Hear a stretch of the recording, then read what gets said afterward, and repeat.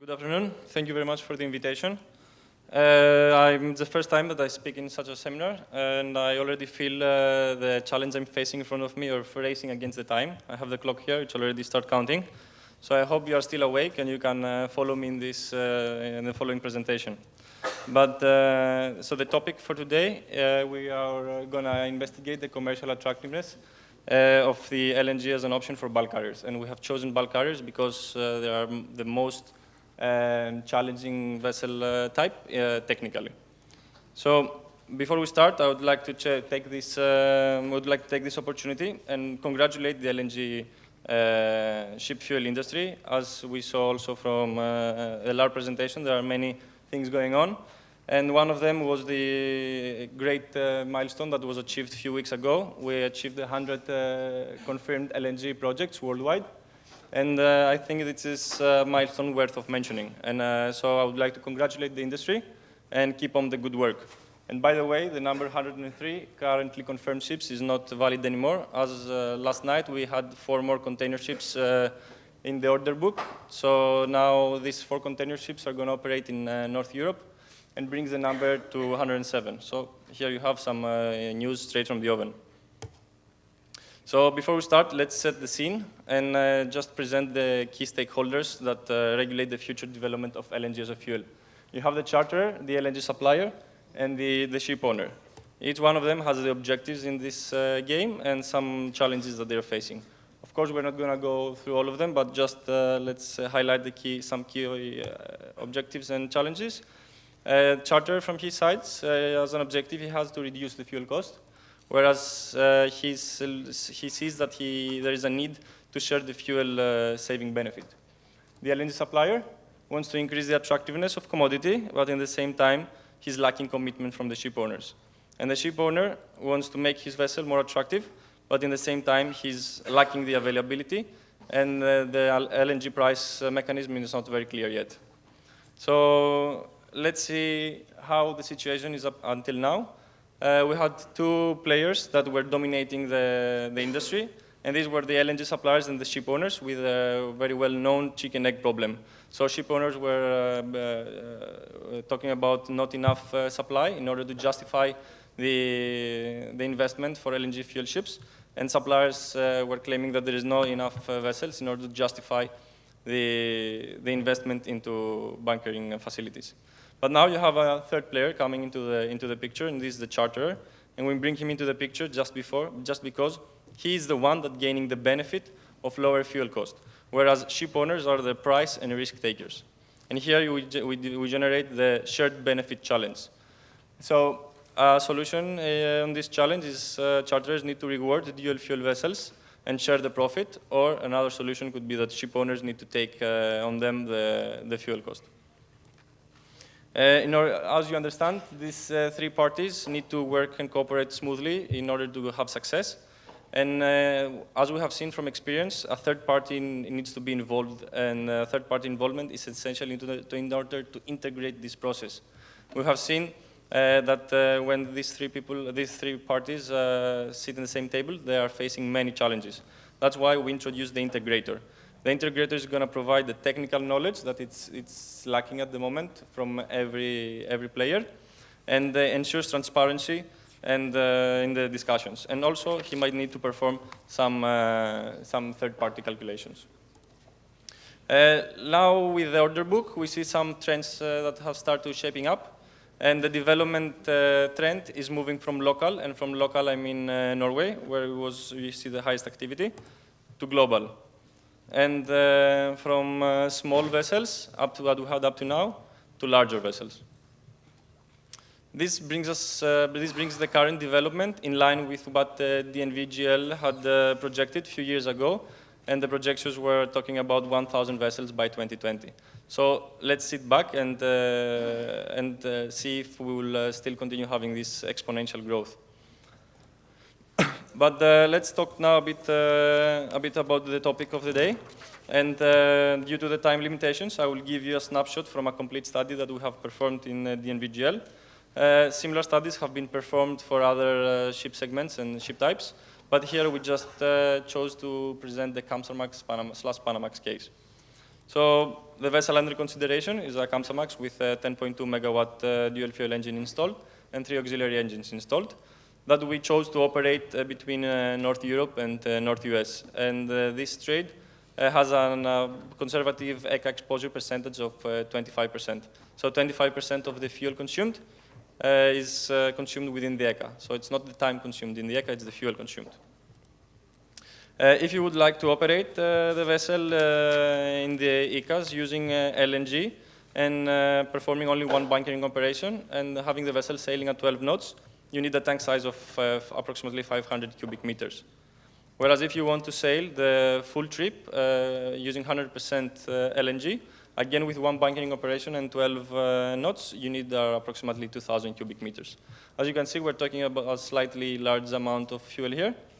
And the biggest challenge with this ship type is the tank location, without losing any cargo. I'm sure that if you propose to a ship owner that a tank will occupy some of his cargo space, he will not be very happy.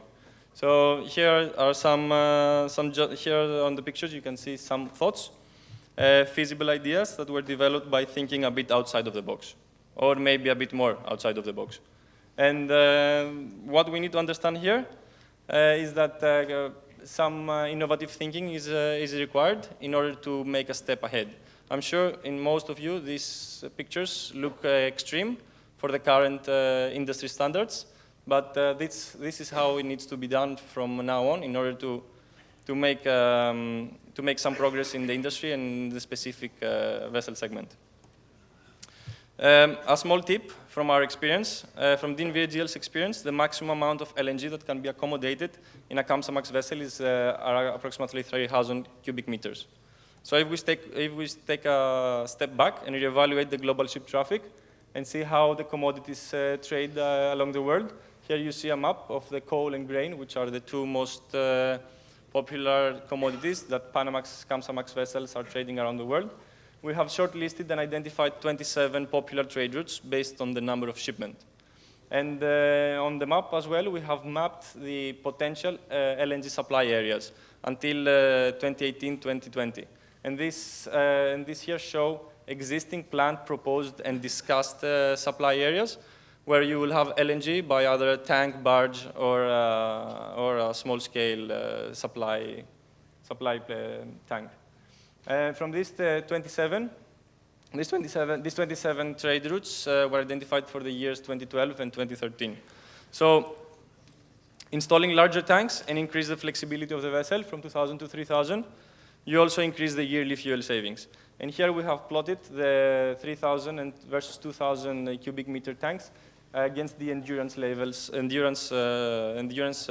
nautical miles. So if you invest 1.2 million USD additional in moving from the 2,000 to the 3,000 cubic meter tank, you increase your endurance by 50% and 37% flexibility increase in the number of ports and routes that your vessel can be hired in or optimized. Worth mentioning that the yearly fuel saving increase between these two tanks is between 40,000 to 300,000 USD, depending on the LNG price and the ECA exposure. It might sound a bit controversial, but in this case, the more you burn, the more you save, basically. We wanted also to have a look at the daily premiums and how the savings are translated in daily premiums. And these are just estimations, but we did this exercise by plotting the ECA exposure percentage against the LNG price. And you see that for 12 and 13 knots, you have many combinations that can produce some good cases for additional daily premiums here. So LNG can become an attractive investment and can give you bigger flexibility in terms of selecting the fuel price and hedging against HFO and MGO, and also selecting the port of bunkering. The potential value of a dual fuel investment is more than an ECA compliant strategy. Here we have managed to plot some investment strategies that ship owners might have. And this is, you can either go for a modern eco vessel, which will give you some just a few bit of fuel saving by a lower fuel consumption, or you can go for a short-range LNG tank. So prepare either install from the beginning or prepare your vessel for a future retrofit. Do it as we call LNG ready. So you can retrofit and install the tanks in the future after maybe the first dry dock. By installing a small tank, it will give you enough compliance with the coming ECA regulations that we extensively saw today. And we had them already explained from the previous speakers. The third investment strategy is to go for a deep-sea, long-range LNG tank. Again, you can prepare your vessel, make it LNG ready for a future retrofit, or install the tank from the beginning. And by installing a bigger tank, it will give you the opportunity to trade globally. Just an indication here, by using the big tank and trading globally, you might end up having a daily profit after you remove the capex, and the capex payback depends on each company's payback strategy. You might end up having 2,700 USD per day by trading globally and also in the ECAs. And in this example, we have used 25% ECA exposure, which is slightly conservative, and an LNG price of $13 per MMBTU, where for the US market, it's an achievable figure. Additional benefits from such a vessel is that your vessel becomes more favorable for trading in areas within high ECA exposure. So by investing in such a vessel, you will have it more favorable to be hired in areas where the ECA is high. Another potential saving benefits that you might face is reduced port fees. I think this is currently in action. But maybe another idea is priority in port, which will reduce the waiting time. Maybe the next speaker, who is a representative from Port of Rotterdam, can have a view on this point. But this might have some significant savings for the trade. So concluding, is LNG an attractive and feasible option for a Kamsarmax vessel? I will not give you the answer, but I will give it. I will leave this for each one of you to make his own judgments and make his own answer. I will just give you some facts. So from the technical perspective, there are no showstoppers identified. By thinking outside of the box, you can overpass any major challenges. And in this case, the major challenge is the tank location and the required modification in the superstructure that is required. From the financial perspective, the cost of the LNG system is the biggest cost driver.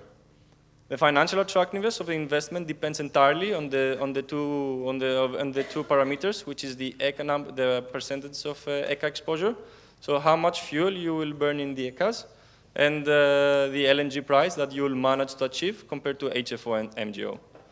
And the attractiveness of the business case at this moment it depends totally on if bunkering in the US is in the picture. So at the moment, the most attractive financial cases and business cases are made with trade routes that involve bunkering in the US, as this is the place where you have the most attractive, or you can get the most attractive prices at the moment. And finally, from a commercial perspective, larger LNG tank provides greater operational flexibility. Significant daily fuel cost saving can be achieved under specific circumstances, which can be translated into daily premiums. And by concluding, we need to say that charters need to share the profits with ship owners, and ship owners need to become price makers and not only price takers. Some food for thought, and thank you very much for your attention.